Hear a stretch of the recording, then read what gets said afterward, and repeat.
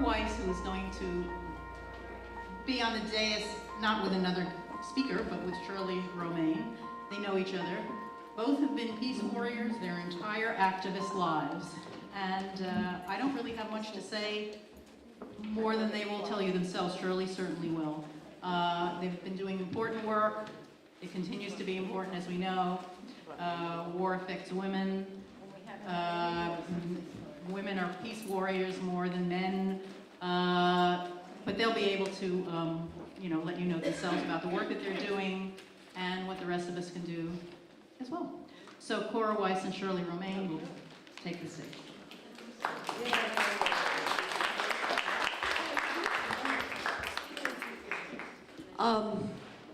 I'm just having a wonderful time today. I hope you are as well. I think this is really great, just great.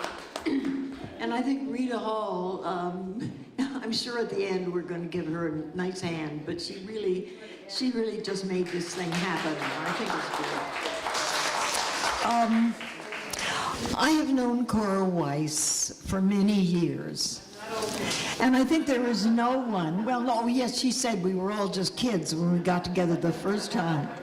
I've known her for a very long time, and I think there is no one more qualified to be speaking to us on this topic than Cora. So I'm really delighted that she was able to be here. I think probably I know her from, are any of you young enough to remember Women's Strike for Peace? Because it was a very creative and very potent group of women who I think contributed to the fact that we eventually ended and pulled out of that war in Vietnam. And when I say creative, they really had great ideas and they followed through on them. They got publicity. And I think Cora was one of the leaders of that group, and I think she went to Vietnam. You were one of the people who went to Vietnam. Yes. So she's really been in there all the way, you know, totally committed. And she tells us that basically, she says, basically, I've spent my life in the movements for human rights, for civil rights, for women's empowerment and peace.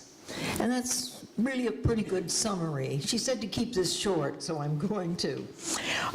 She was instrumental in creating an international committee which has a permanent representative at the United Nations. And she was very actively involved in UNIFEM to achieve a resolution on women's rights to peace and security. I mean, it is law. It is there. It is part of the Security Council. I remember her always for her wonderful work with the Reverend William Sloane Coffin at Riverside Church. He was the minister, and they created a disarmament committee that was really second to none. They brought us speakers from all over the world. They internationalized our movement, and it was really thrilling. Cora was telling me that Bill invited her to come, and he was one of the great warriors for peace, the Reverend William Sloane Coffin. But he invited her to come and work for a year, and it turned out to be 10, right? It was fabulous. And I think they had, when I talk about the speakers, we even had, I think, the Reverend Martin Luther King, while not at the church, they were instrumental in getting him to come to New York at the UN to give his famous speech against the war in Vietnam. I think she has been active. When I said that she internationalized the peace movement and the issues involved in peace movement and the elimination of nuclear weapons, she really has been the recipient of many, many prestigious awards. And she is the president of the Hague Appeal for Peace, which is a very strong educational arm for peace education. And most prestigious of all, Cora was nominated for the Nobel Peace Prize. So it is with great pleasure and pride that I introduce my colleague and my friend, Cora Weiss.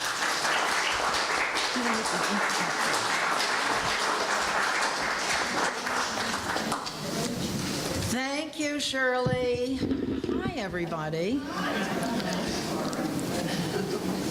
Thank you, Shirley. Thank you, Rita. And thank you for coming. I was so happy to learn for the first time, and I've known about Veitch for 50 years, but I never knew that Veitch was a woman. And there it is, Caroline Veitch. How could it be better? Terrific. So how have your last 100 days been?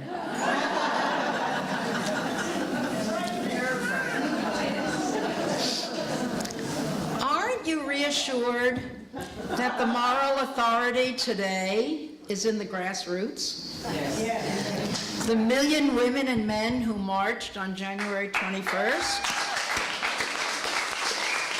The Saturday marchers, every Saturday in April is a march on taxes, science, and today on climate change. I hope you can download on Democracy Now! What happened today, because you missed a demonstration. We used to give demerits for missing demonstrations. So today's climate march is for climate, jobs, and justice. Hold on to that idea, because I'm going to talk a lot about that. So I think there's a conscience in America, and it's you.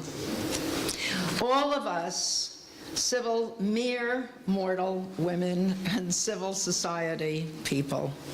And that's reassuring, because we've had 10 victories in these last 100 days. And I can send you the link so you see what they all are. So I'm really happy to be back on the North Shore. I had a lot to do with Veitch in the 60s. They had a lot to do with the peace movement. And I don't know how many of you remember Amy Swerdlow, but she wrote The Only History on Women's Strike for Peace, and you really can get a copy from Amazon for about $3. It's very popular. And Bernice Crane, do you remember her? And Lillian Perlman, we were all 24/7 colleagues. So I wonder how many of you saw the New York Times on Thursday, the article about women, including North and South Korean women, sending a letter to President Trump, and hopefully to Kim Jong-un, calling for 3 negotiating points to make peace.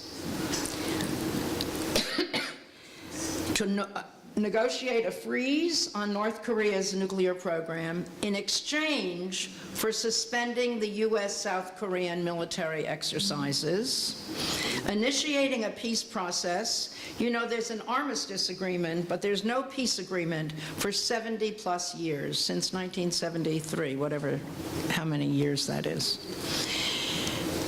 And to include women with North Korea, South Korea, and China, including their women in this peace process, and supporting citizen diplomacy to heal the legacies of the Korean War, which would facilitate return of U.S. war remains and support Korean-American family reunions. So it's humanitarian, military diplomacy, called for by women from North Korea, it's unique that the North Korean women have signed this letter.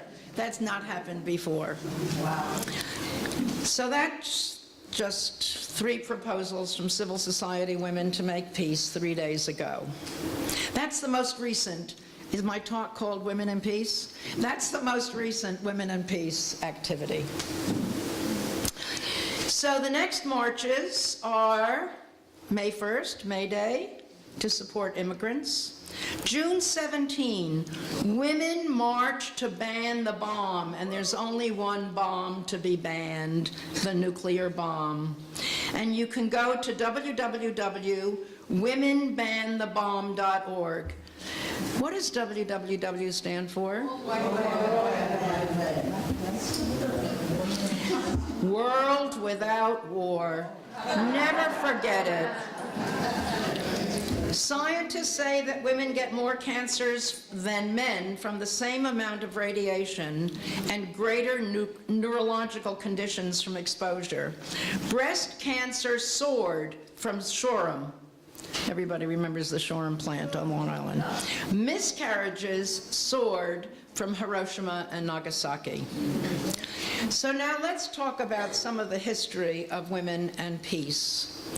Bertha von Suttner, we're going back to the 1890s, a Viennese baroness whose mother squandered the family fortune gambling, answered an ad from a wealthy gentleman in Paris looking for a housekeeper secretary.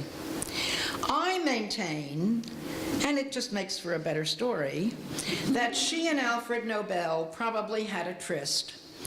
But even if they didn't, she persuaded him to put the profits from his invention of dynamite into the Nobel Peace Prize. She wrote Die Waffennieder, Lay Down Your Arms, a bestseller on disarmament, organized a Congress of Women for Peace, and became the first woman to get the Nobel Peace Prize in 1905. Jane Addams was dedicated to educating the poor to bring them out of misery. She believed women were natural caregivers. Not caregivers, natural caring people. She was opposed, as many women were, to World War I. She founded the Women's Peace Party, became a peace activist, led a women's peace conference, which established WILPF, Women's International League for Peace and Freedom, and became its president. She was a force for disarmament and worked for a peace that would not engender a new war. David Brooks, I cut out the date, in this week's, one of the days, this week's New York Times, wrote a column called The Jane Addams Model, which is gorgeous, except that he never mentions peace once, or that she got the Nobel Peace Prize. How come? There have been a cascade of movements from the 1950s, the liberation from colonialism movement, the civil rights movement, the anti-nuclear testing movement, and that's where Women's Strike for Peace comes in. Women's Strike was born in 1961 to protest the atmospheric testing of atomic bombs, which rained radiation on the grass. The cows ate the grass. We fed our babies cow milk in those days.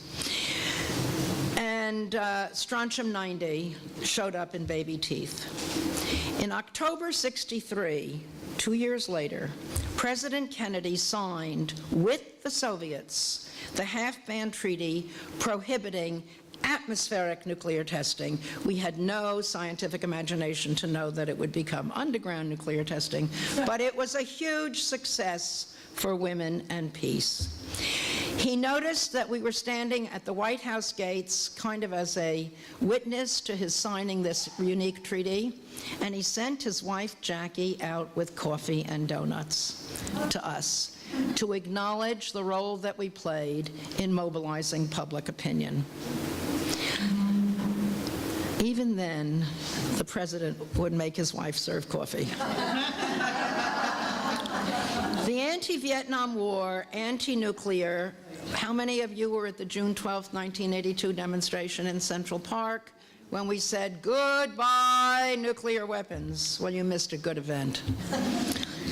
In any event, the movements cascade. So we've had the anti-Vietnam War movement, the nuclear anti-nuclear movement, the gay and lesbian equality movement, the environmental justice movement, the trans, and here's my big dream. I dream that we are going to have a movement including all the inequalities and the abolition of nuclear weapons and the abolition of war. A people's movement for peace, equality, and justice, and a world without war. WWW.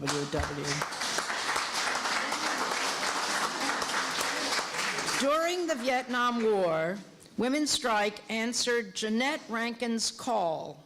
Jeanette Rankin said, you cannot have war without women. And Rankin, first woman elected to Congress, was the driving force from the 1950s, the liberation from colonialism movement, the civil rights movement, the anti-nuclear testing movement, and that's where Women's Strike for Peace comes in. Women's Strike was born in 1961 to protest the atmospheric testing of atomic bombs, which rained radiation on the grass. The cows ate the grass. We fed our babies cow milk in those days. And strontium-90 showed up in baby teeth. In October '63, 2 years later, President Kennedy signed with the Soviets the half-ban treaty prohibiting atmospheric nuclear testing. We had no scientific imagination to know that it would become underground nuclear testing, but it was a huge success for women and peace. He noticed that we were standing at the White House gates kind of as a witness to his signing this unique treaty, and he sent his wife Jackie out with coffee and donuts to us to acknowledge the role that we played in mobilizing public opinion. Even then, the president would make his wife serve coffee. The anti-Vietnam War, anti-nuclear, how many of you were at the June 12, 1982 demonstration in Central Park when we said, goodbye nuclear weapons, when you missed a good event? In any event, the movements cascade. So we've had the anti-Vietnam War movement, the nuclear anti-nuclear movement, the gay and lesbian equality movement, the environmental justice movement, the trans, and here's my big dream. I dream that we are going to have a movement including all the inequalities and the abolition of nuclear weapons and the abolition of war. A people's movement for peace, equality, and justice, and a world without war. WWW.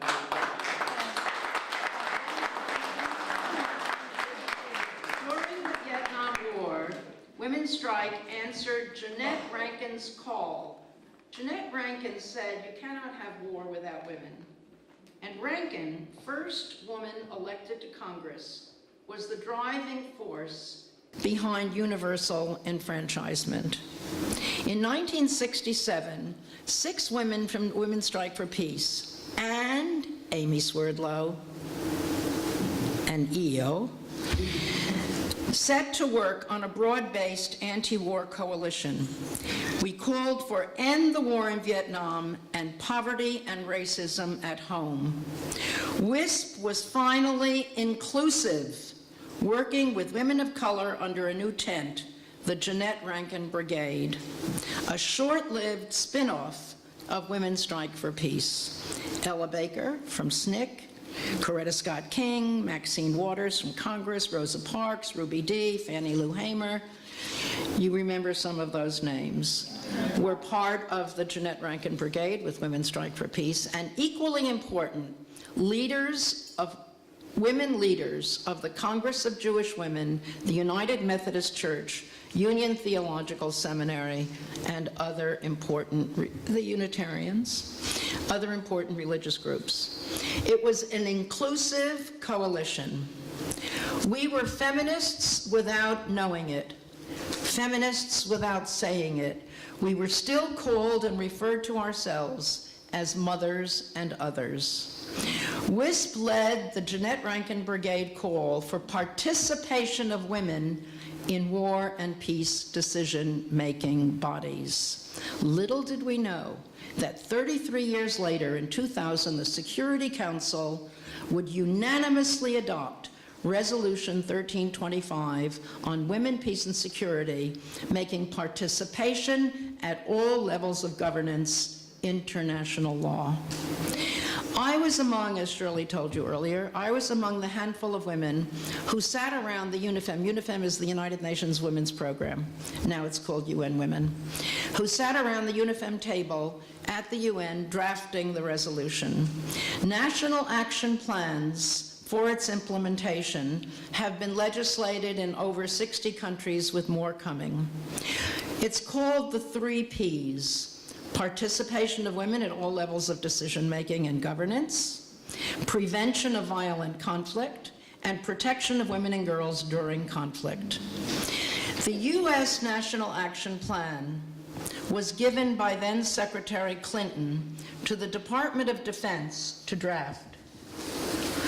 They put women in the military and in combat. We wrote a peace resolution, not one to ask women to kill or be killed. During the Vietnam War, we insisted that demonstrations be safe for families. Lillian Perlman and I were women's strike representatives to all the mobilizations. We met with women from North and South Vietnam and Canada on our most patriotic holiday, July 4th, 1969, and another spin-off of Women's Strike was created, the Committee of Liaison with pilots detained in North Vietnam, prisoners of war.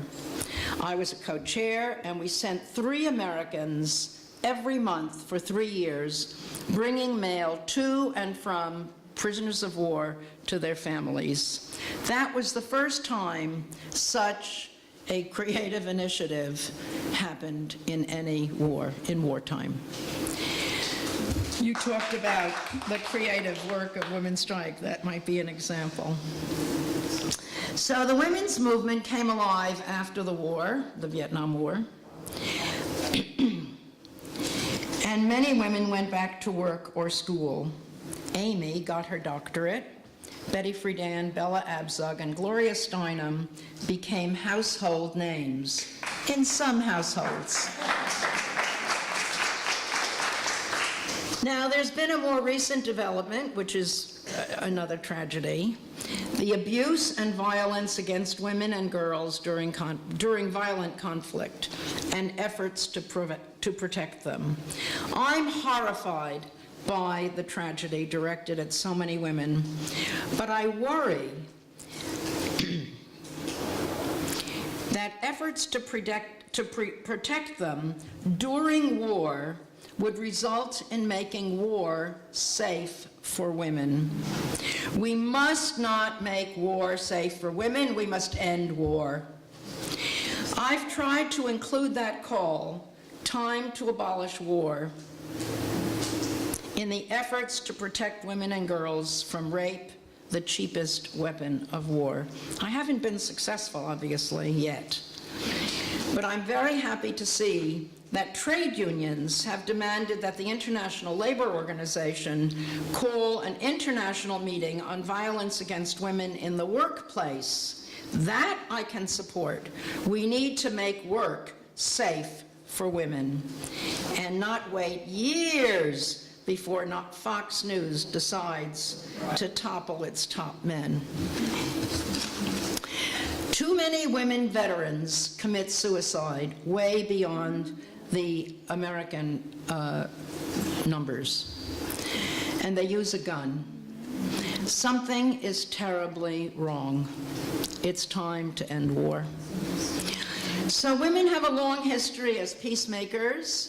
We use the word women as if we were a monolithic body of people, but there are too many women who support bombing our way around the world, who want to erase the separation of church and state, who would weaken labor unions, and who will keep a list of countries that don't agree with us. Many women support the men who will deny abortions, and many voted for one who admits groping. So I believe we need to talk about you, about progressive, peace and justice loving women. There are only 12 women out of the 130 Nobel Peace Laureates. To demonstrate that deficit, a group of Swiss women created the 1,000 Women for the Nobel Peace Prize. It's a perfect demonstration that it takes everyone to make peace.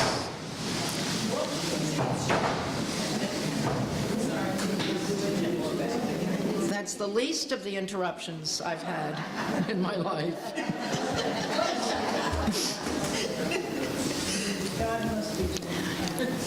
I'm I'm rapping. So the threats to peace are the same threats to equality, to climate, to violence, to women. Nuclear weapons and climate change produce the same apocalyptic, omnicidal results. One takes time, and the other does it rapidly. That's why we need to prevent climate change and abolish nuclear weapons. They both are the most single serious threat to women, to peace, to the planet. So I want to thank you for being and doing. Keep on marching. You're the solution, not the problem, and we can talk about actions later.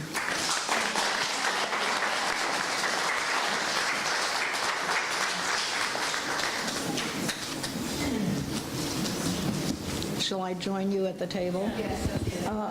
I think I'm supposed to ask you some questions, Cora. No, we're going to sit together.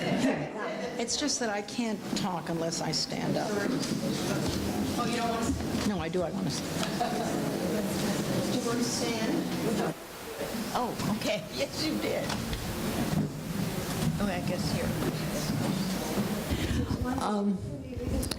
I do want to thank you so much for what you brought to us. I think you can understand my saying I couldn't think of anybody who was more qualified to be addressing this group on this topic. But you know, we've always felt, and I know my husband and myself were very involved. I was involved with Women's Strike, but primarily with the Committee for a Sane Nuclear Policy, and we were working together on those things. And I think all of those anti-nuclear things, testing, etc. But there's always been, when that period was over, when Kennedy did, you know, sign the papers and outlawed the testing of weapons in the atmosphere and under the water, not thinking of underground. I think, I thought it was underwater as well. But it was never somehow, after that great period, after the war, when the whole nuclear issue became so popular, and we had a great advertising agency that just did the most creative. Do you remember the Doyle Dane Bernbach, Dr. Spock is Worried, the only survivor of World War III? Oh, they were fabulous. But somehow it became a rather, how can I say it? People were not very excited. I would say it's not a very sexy issue. But the last couple of weeks and this new administration and its cast of characters in the cabinet have really brought it back to us. And Cora did mention the women in Korea, but I do want to talk about now, Cora, because I do think we're having a new opportunity to really begin to discuss this subject quite seriously. I mean, there is nothing more dangerous in this world or out of this world than nuclear weapons, and we're hearing them talk about them like they're just comme il faut, you know, like that's the way it is. So can you give us some guidance on that? Well, you wouldn't want to see one get detonated to determine whether or not it was dangerous. Pardon me? I can only see the people in the first 2 rows. Okay, because I'm very low here. What if I just stand up? So,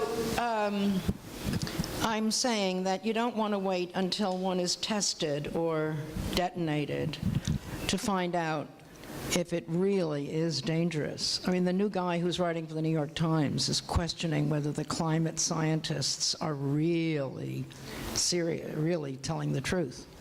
He's questioning the truth. I found that very strange. His name is Seth. What's his name? Who knows his name? I have it in my computer. Anyway, he's the new op-ed guy. Pardon me? Yeah. Well, Brooks is a Republican. a good Republican, usually. Anyway, let's get back to nuclear weapons. The reason why nuclear weapons and climate change are both totally, totally, totally disastrous. I mean, there are no survivors. First of all, the nuclear weapons are being upgraded at a cost of $30 trillion over the next 30 years. So $1 trillion a year. That's your tax, our taxes. So why do we need bigger and better, so to speak, nuclear weapons? That's what. Well, the question is, would you ever use one? And if you're not going to use one, then why are you going to waste all of that money to make them better or bigger? So Reagan, Republican President Reagan once said, nuclear war cannot be won and should never be waged. That's pretty interesting. He also came within a hair of declaring a nuclear-free world with Mr. Gorbachev. I think he was stopped by his aides in Reykjavik, Iceland. Do you remember that? Nobody here is too young to remember some of this stuff. So that's why I think when you go to www, World Without War, womenbanthebomb.org to get the information about June 17. It's a Saturday. It starts at Bryant Park, and it goes to Dag Hammarskjöld Plaza opposite the UN, and it's all about nuclear weapons, and I'm going to be speaking about nuclear weapons and climate change. I hate silos. I can't bear the thought that everybody goes out with their own little, not little, big issue, when these issues depend on each other. They're combined. They have more in common than in conflict.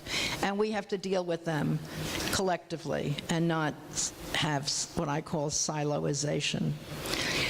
So nuclear weapons are bad. They're bad for you and for your daughters or granddaughters who want to have children, and for your sons or grandsons who don't want to have prostate cancer, and for the people who remain alive, or the Hibakusha, who are the survivors of Hiroshima, will be coming on June 17 to that demonstration. They are remarkable human beings. And it's happened, their cancers are showing up in the second and third generations. So they're not good, or bad, as somebody in the White House says. Cora, I wonder if you would tell us, I didn't really know until I spoke with you, about this committee of women from 40 countries around the world who have really initiated a very important movement for unifying the Korean Peninsula and really eliminating the threat of war. And I'm wondering if you would tell us about it. We have a call for Peace Committee here at Reach Out America that does really very good work. But this is something in the world I really didn't know about until you spoke about it. Well, first of all, let me thank you for the letter that you wrote. And if you want to sign it, it's on the table outside. I brought one copy in here. And we also have a letter to send to the president and to our senators. Please don't leave without signing it on this very subject. But please proceed. That's what I just directed to. Right. So 2 years ago, May 2015, a group called Women Cross the DMZ started talking with women from North Korea and women from South Korea. We only talk to women, we don't talk to governments. And tried to figure out if there was something that we had in common that we could do something with. And we all found out that A, we want to prevent war. B, we want to call for a peace treaty because the armistice that ended the war in 1973 or 5? 53 or 55? 53. Thank you, you're right. The Korean War. So it ended with an armistice agreement. And it said in the armistice agreement, I don't have a copy here, that within 30 days or some short period of time, they would get together again to create a peace treaty. And those 30 days haven't happened yet. So that was the second point.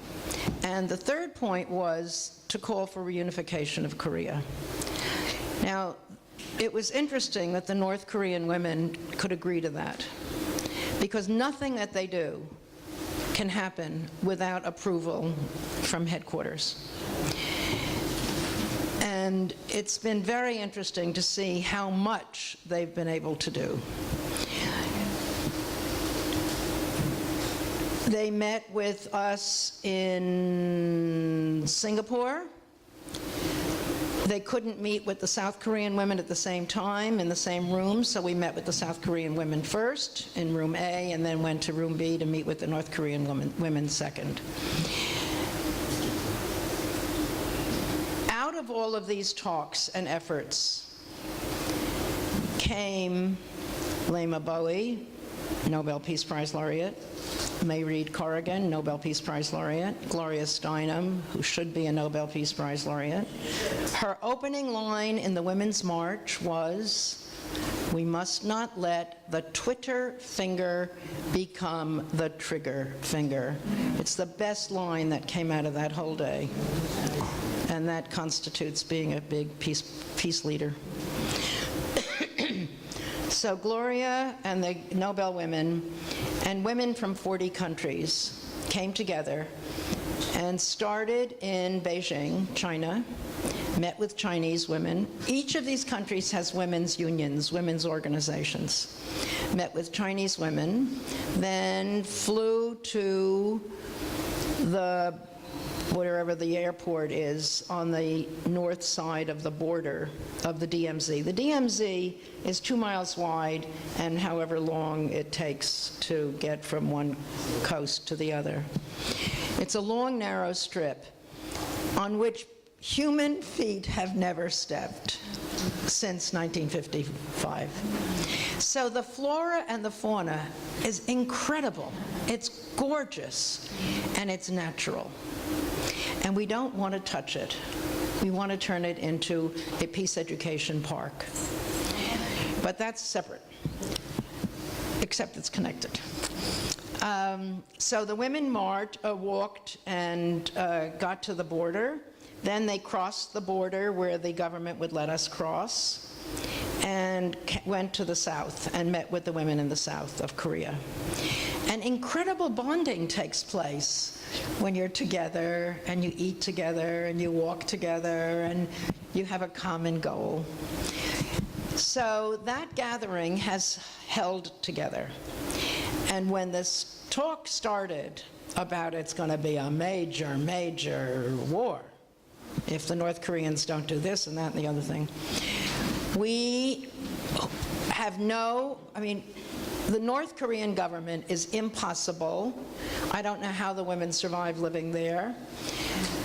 But they're people, and it exists, and you can't bomb them out of existence. You have to deal with what you've got. So we're not apologizing at all for anything they do. But I'm also not apologizing for anything the South Korean government does or the guys in Washington. And we decided to write a letter addressed to Trump.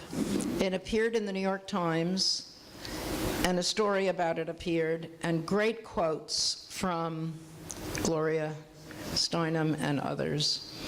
And now we're continuing. I think there's been a little tiny opening that happened yesterday when the North agreed to let the human rights woman from the Human Rights Council of the UN come in to examine their physically challenged people problem. That's the first time. It's a little, and you take advantage of every little opening. Now there's a conflict on the table. Tillerson says we want to pursue diplomacy, and Trump says major, major conflict. But as we've learned, Trump can flip in a second. So things, I think, are not quite as frightening as they were 72 hours ago, but they're not we're not out of the woods yet. It's a good group, and you're welcome to sign your letter is the same. It's simplified, you know, it is a simple letter, but it really says that it's time for negotiations and talks, not for talking and rattling nuclear weapons. It's almost as if they don't really recognize what the nuclear weapons are all about.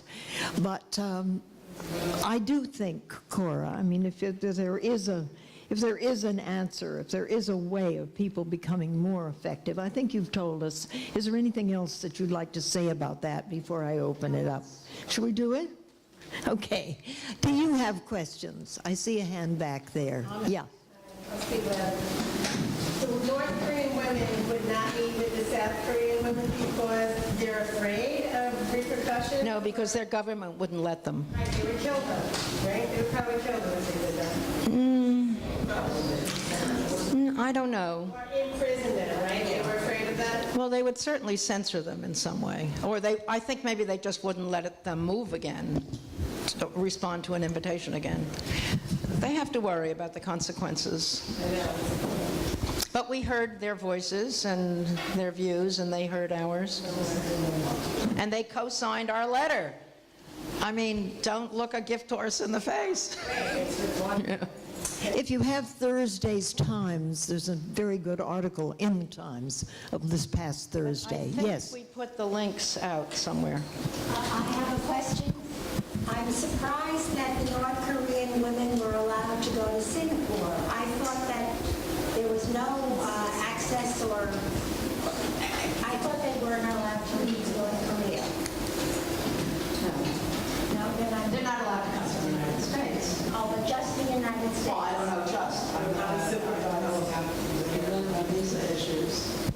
But probably supervised. Did you see people watching? Well, there's always a minder. There's always a man who's the interpreter. Do we have any other questions? Yes. Yes. It's calling on. I have two questions. One is just to follow up with Robin. You had mentioned, is the North Korean government then, I don't want to say sanctioning, but they are aware of it. Like you had mentioned, they don't move without the government knowing. So is that in a way, can you read into that they are looking for a diplomatic alternative? You know, because there is... Well, an alternative to diplomacy is suicide.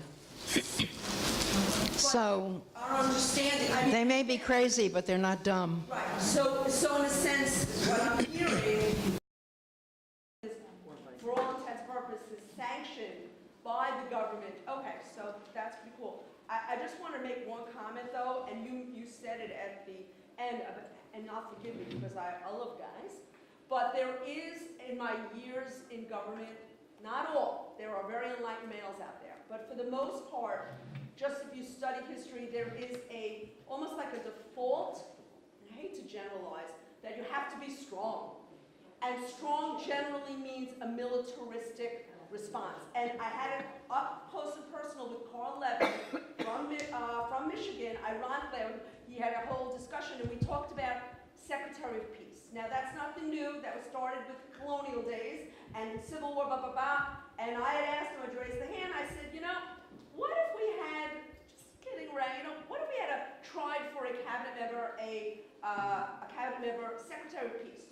First 2 weeks of any conflict, you send someone in, and their whole job is like, peace at all action, peace at all action. And then if it doesn't work, then you send in the Secretary of State. His response, and it was in front of a room like this, bigger. Carl Levin was the liberal Democratic senator from Michigan, and his wife was a member of the Women's Rights Committee. You know what his response was? That's ridiculous. Oh, well, they need to go to bed that night.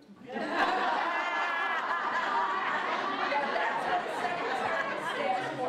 So that's the default measure. There are a number of men in the room. That is the idea in my mind that they have to, there's a feeling that you have to be strong. Our former congressman, who I like, Steve Israel, would always preface everything by saying, you'll forgive me, I lean towards being a hawk.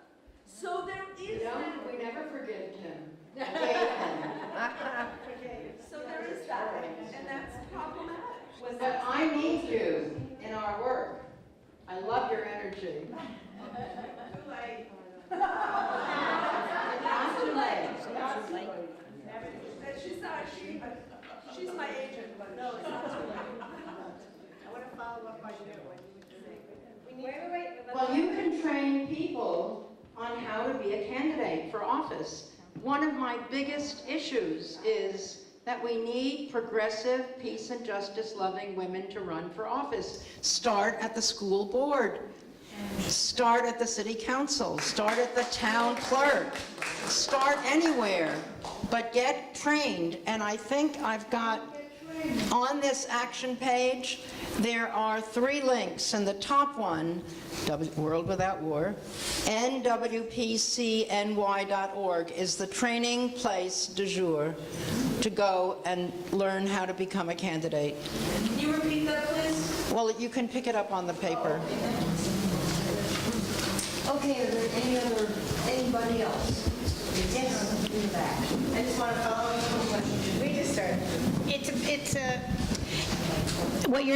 What Michelle is saying, I think it's like changing the mindset. Men feel, I've been on boards of directors where I'm the only woman, and not all the men, but a lot of them, I don't know if it's biological or just the way they're trained as young boys growing up.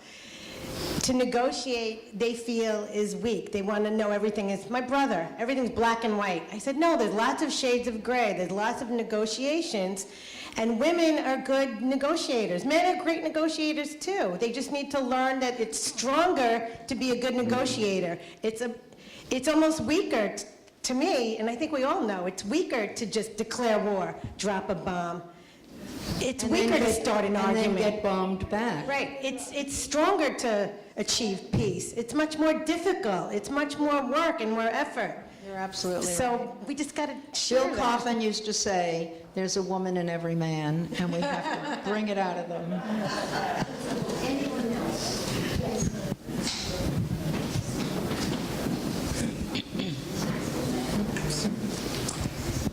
So I'm a member of Code Pink, Women for Peace, and I just wanted to mention that a couple of things. First of all, I walked in the climate march in Long Beach today before I came here, and my sign said, "Stop the wars, stop the warming." And I don't know if people know that the Pentagon, you probably know, Pentagon and wars and weapons are the largest cause of global warming. The fuel that's used, and the results of bombing and all those things, how they destroy the environment. And of course, all the wars for oil are a big part of it also. So Code Pink has been anti-war and for a very long time, but this new, a new push and a new campaign is kind of, again, renewed, is to associate, to link wars with warming, with global warming. And it's all about intersectionality, which is what you alluded to, which we absolutely need to do. And I was so pleased to see the June 17th action that's happening. I think the Pentagon has a lot of competition with the Chinese coal use, American coal use, and all the airplanes in the air pissing out their fumes as they fly. There's a lot of cause of global warming, and we need to get rid of all of them. At least reduce them enough so we survive. Okay, any other questions? Raise your hand now. Thank you so much. Thank you, Cora, very Keep much. doing whatever you're doing, and just do a little more. Okay, thanks so much. And listen, please don't leave without signing this letter. And there's an accompanying piece that tells you where your income tax goes, and half of it goes to the military. So please pick up one of these and do sign the letter. And I thank you, Cora. This was really, really terrific.